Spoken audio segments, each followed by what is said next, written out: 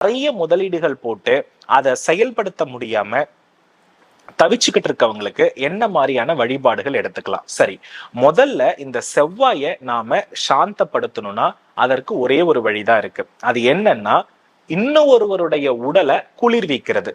அது என்ன இன்னும் ஒருவருடைய உடலை குளிர்விக்கிறது அப்படின்னா, நாம மகாலட்சுமியினுடைய அனுகிரகம் பொருந்தியதுதான் பாத்தீங்கன்னா நீர் மோர் பானகம்.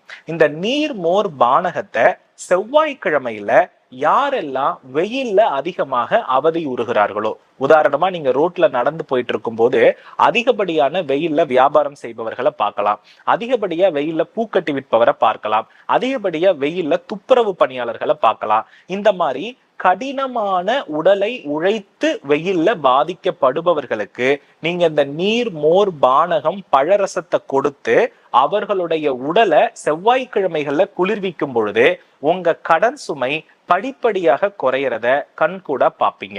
இது விஷயம்.